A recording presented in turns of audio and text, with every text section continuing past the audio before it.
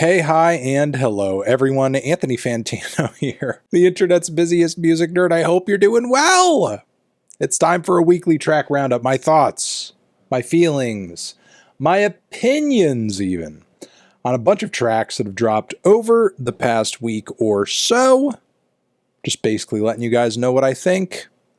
And linking all the tracks down below so you can check them out for yourselves. Per usual, that is the deal. Hopefully you get some solid recommendations out of this video, but of course, we're going to start off with the worst tracks. Before that, however, Turntable Lab link, we get kickback from it if you use it to buy some vinyl or some turntable stuff, whatever it is you like, go and get it. Supports the channel at the same time. Also, you can support the channel and get some extra bonus monthly content in the process on the Patreon page. That should be nothing new to you. But there's also our YouTube Shorts page, our website with a revamped news section, and worst tracks of the week. Okay, starting off with a new Jon Bellion track.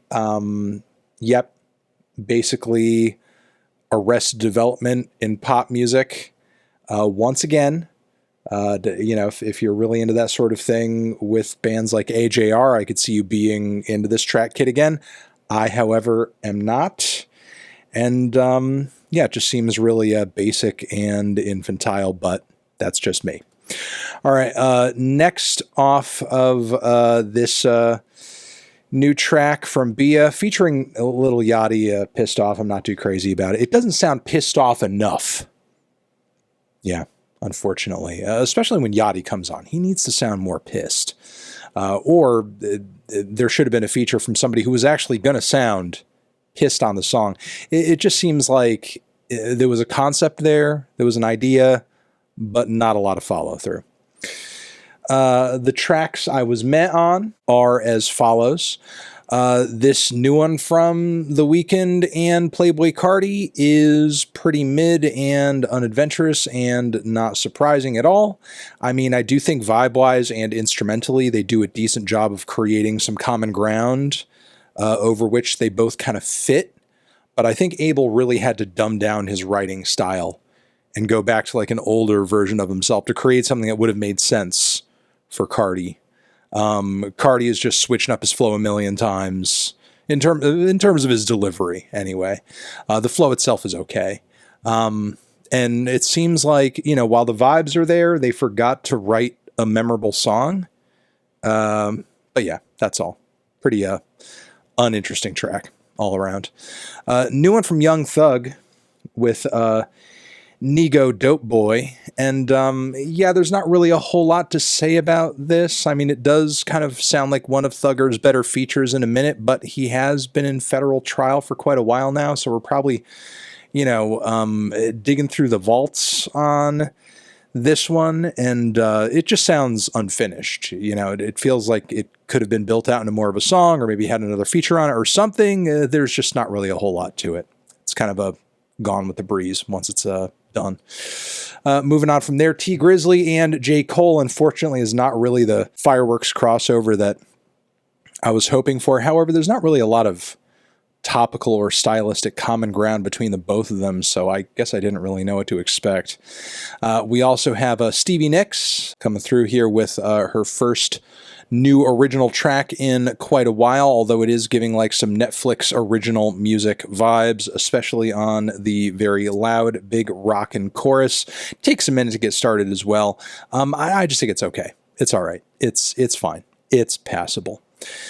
We also have a new crossover between Maxo Cream and Tyler, the Creator, where I just don't really think they bring the best out in each other. It just kind of sounds like very basic flexing from Tyler. Maxo does have some clever bits of wordplay here and there, but there's no real standout chorus, plus an instrumental that just sounds like a Neptunes ripoff, but worse. It's just kind of average in my opinion. We also have a new one from Linkin Park, which I think is a pretty decent step up from their last full length, not last full length, but last single. And Yeah, it's rocking. It's got the Mike Shinoda raps. Emily Armstrong pretty much, scratches that Chester Bennington raspy scream register itch. It's got a cool little jump the fuck up chorus at the very end.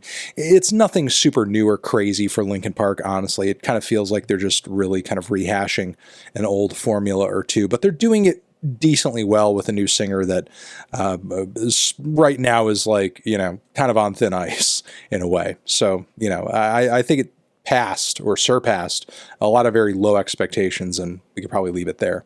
All right, we also have Pop Queen, Miss Kylie Minogue, is apparently dropping a sequel to her Tension record, and there are a couple tracks out from it. This one over here in particular, though, is Lights, Camera, Action. It's got a decent chorus. It's just kind of passable, near emotionless dance pop, though, without like a lot of personality to it. I'll say that. We also have one over here from JADE, Midnight Cowboy, if you're looking for some kind of dark, murky dance pop that has a bit of a ballroom flair to it. Also, this new one from Death's Dynamic Shroud, the experimental and electronic music collective, is back with a new single. You never really know what you're going to get. In this particular instance, it's kind of like an rocky, art poppy number with a lot of keys on it that kind of sounds like a Muse demo. Interestingly enough, I'm not crazy about it, but it's for sure different and surprising that Death's Dynamic Shroud did this. I could say that much, even if it's not necessarily the direction I'm crazy about. We also have The Cure with Alone, brand new single. There are some aspects to the song that I feel like are great, especially the vocals. There are some aspects that I think are not so great, like the mix and the very grinding, trebly, horrendous bass tone. But, with that being said, I still think it's it's a pretty thoughtful meta track about kind of The Cure and the state of The Cure and kind of the creative trajectory, current day of the band, of the project, of Robert Smith. It's a very lengthy, it's a very downtrodden, it's a very moody first single from this forthcoming album. And, I feel like it's mostly there. I just hope that future singles, mix-wise and aesthetics-wise, just sound a little bit better. Everything else just sort of seems to be in working order. Again, especially the vocals, surprisingly so. Vocally, it does not sound like Smith has missed a beat at all. But there are some other aspects that I feel like are not going over quite as well. We'll see how things develop as we hear more from the record.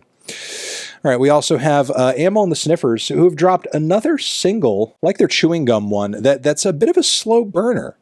I was kind of hoping for a really rowdy lead-up to this new album of theirs, but even this new one over here, Big Dreams, really seems to be the band kind of reeling it in a little bit and trying to make tracks that are a bit more kind of slow burners, maybe more thoughtful. And I just feel like, this, I don't know, it's just not hitting for me quite as much. Maybe this is going to be the band's mood piece from their, as far as like the next album that they're dropping in their catalog over here. I guess we'll see, but fingers crossed that the heat turns up a bit more as we get nearer to the record release. Best tracks of the week, they are as follows. Bam! Starting with Willow, who has put up a deluxe edition version with some extra tracks of her latest LP, Pathogen. This one over here features Kamasi Washington and is total frickin' fire. It's more of that like really impassioned piano rock that made the highlights on that record so good. But with Kamasi in the mix, it's even greater. Wanted is the title of the track. Next, we have a Sugar Pit, who is I think really kind of answering the call with this popularity, this demand that we're kind of seeing for music that is LCD sound system inspired. If you're into the Dare, and you're really liking what the Dare's been doing lately, I think you may get something out of hearing it done in a punkier, more raw, more lo-fi fashion with Sugar Pit on this new track over here, Magic, which is quite kooky. I'll say it's got those post-punk dance grooves to it, the talk singing, but it feels very raw and very zany in a way that is specific to Sugar Pit if you've been listening to his various tracks and singles up until this point. Also digging on this new one from ROSALÍA featuring Ralphie Choo. It's multifaceted, it's multi-genre, and it's got some killer vocals from ROSALÍA to boot. Really liking the meld of ideas and influences on this one. It's a chaotic track, but still a very fun track. We also have Quickly, who is coming through with a Nick Drake cover. And, it's almost like if you could hear From the Morning, but done in a way where it sort of like would appeal to the lo-fi study beat crowd, which maybe sounds weird, but like aesthetically, it's kind of a vibe that works for this song. It's kind of a vibe that works. So give it a listen. It's actually a very pretty rendition, even if it's not like taking a whole ton of very overt liberties with the track. All right, we also have Laura Marling, Child of Mine, new single from her, very beautiful, ode to motherhood. On this track, it's touching, it's moving, it's just gorgeous, it's poetic, it's wonderful. Laura continues to smash it in the lead up to her new full-length LP. We also have Kembe X and Ab Soul, Introverted, Extroverted, a track that sort of sounds like it would have been a pretty thoughtful banger in the early 2010s, as far as like trap music that's got like some hookiness, some head nodding beats and flows, and some kind of standout and sort of cheeky wordplay here and there. I'm really liking this one a lot, even if it does feel like a bit of a throwback. I feel like something like this hitting again could be fantastic. I'll say that. All right, we have Blood Incantation, who has seen fit to get us pumped for this forthcoming album of theirs with like the first 3 tracks from it. I want to point specifically to the song The Stargate Tablet 3, which is an amazing climax, but listen to all 3 of the tracks from their forthcoming album, one of which actually features Tangerine Dream, which is crazy, but if you think about Blood Incantation, how much they're usually kind of inspired by and into sci-fi stuff and synth stuff and so on and so forth, much more than most death metal bands, that is. It's not that surprising of a connection to happen, and it actually goes over very well. So check out this track. It's an amazing proggy, thrilling death metal epic, and again, they've only put out the first half of the record so far, so it'll be interesting to hear what the rest of it sounds like very soon, because I believe the album is dropping Friday. So all right, we also have Come Girl 8, who has dropped a track, I Don't Want to Go, which is this off-the-wall, kind of goth rock-inspired little post-punk number with some insane vocal passages and some great guitar work, too. I'm kind of feeling like this is going to be one of the weirdest but most exciting albums of the year once it actually comes out. The Eighth Coming, believe it or not, is the title of their upcoming album.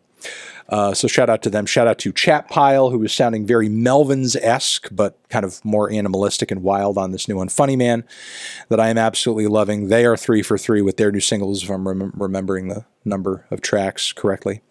And shout out to Chase Icon, who's come through with a very hilarious and cheeky dance track with some great group vocals on it and some very, very funny tongue-in-cheek lyrics on it as well. Great groovy production too. And finally, shout out to Beach Bunny, who is hitting us with Clueless, which is a bit of a thoughtful, contemplative little emo and pop rock type anthem, all about kind of aging and the world changing around you and kind of coming to terms with that. And yeah, that's essentially it. Beach Bunny, Clueless. That has been the weekly track roundup. Hopefully, again, you got some good recommendations out of this video. Thank you guys very much for watching. You're the best. Over here next to my head is another video that you could check out. Hit that up or the link to subscribe to the channel. Anthony Fantano, weekly tracks forever.